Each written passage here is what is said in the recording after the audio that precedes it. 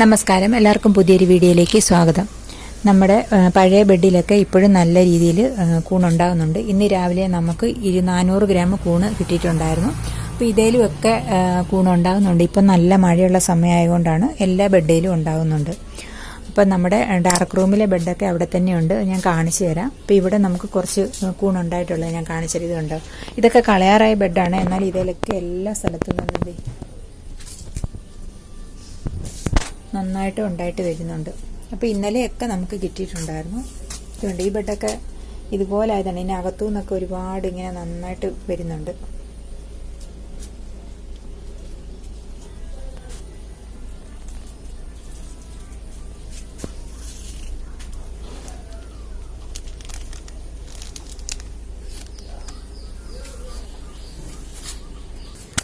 ഇപ്പോൾ ഡാർക്ക് റൂമിലെ ബെഡ് ഞാൻ കാണിച്ചു തരാം.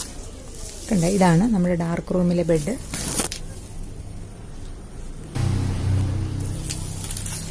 ഇത് നമ്മൾ ഇട്ടത്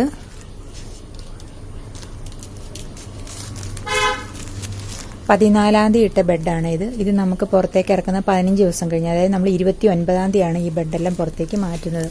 അപ്പോൾ ഇതിൻ്റെ പുറത്തൊക്കെ ചെറിയൊരു ആവി വെള്ളം പോലെ വന്നിട്ടുണ്ട്.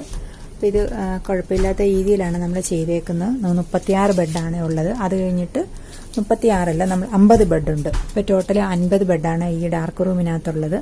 അപ്പോൾ ഇനി നമ്മൾ 29-ാം തീയതിയാണ് ഇതെല്ലാം പുറത്തേക്ക് മാറ്റുന്നത്. പുറത്തേക്ക് മാറ്റുമ്പോൾ നമ്മൾ പുതിയ റൂമിലേക്കാണ് ഇടുന്നത്.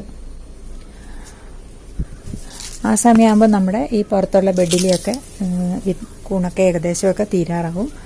അപ്പം നമ്മളിപ്പം ഇടയ്ക്ക് അഴുക്കാവുന്നതൊക്കെ മാറ്റുന്നുണ്ട്.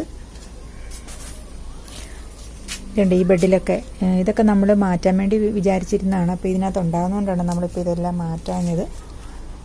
ഇതുപോലെ മഴയാകുമ്പോൾ നമുക്ക് ഹ്യൂമിഡിറ്റിയും അതുപോലെ ടെമ്പറേച്ചറും ഒക്കെ മെയിൻറ്റെയിൻ ചെയ്ത് നിർത്താൻ വലിയ ബുദ്ധിമുട്ടൊന്നുമില്ല. അത് നല്ല രീതിയിൽ തന്നെ പൊയ്ക്കോളും. ഇപ്പോൾ ഇതുകൊണ്ട്, ഇതിപ്പോൾ നമുക്ക് ഉച്ച സമയമായപ്പോഴത്തേക്കിന് ഇതിൻ്റെ 3 മണിയൊക്കെ കഴിഞ്ഞിട്ടുണ്ട്. ഇതുണ്ട്, 28ഉം 97ആണ്. ഈ ഒരു ലെവലിലാണ് നമുക്ക് എപ്പോഴും കൂണിൻ്റെ ടെമ്പറേച്ചർ ഹ്യൂമിഡിറ്റി വേണ്ടത്. 28ൽ കൂടാനും പാടില്ല. അതുപോലെ 90, 97 100ൽ കൂടാൻ പാടില്ല. അപ്പം കറക്റ്റായിട്ട് തന്നെ നമുക്ക് നല്ല രീതിയിൽ തന്നെ കൂണ് വിളവ് ലഭിക്കുകയും ചെയ്യും. അപ്പോൾ ഇതൊക്കെയാണ് ഇന്നത്തെ വിശേഷങ്ങൾ. അപ്പോൾ ആദ്യമായിട്ടാണ് ചാനൽ കാണുന്നതെങ്കിൽ ഒന്ന് സബ്സ്ക്രൈബ് ചെയ്യണേ. അപ്പോൾ അടുത്തൊരു വീഡിയോ ആയിട്ട് വരുന്നത് വരെ ബായ്.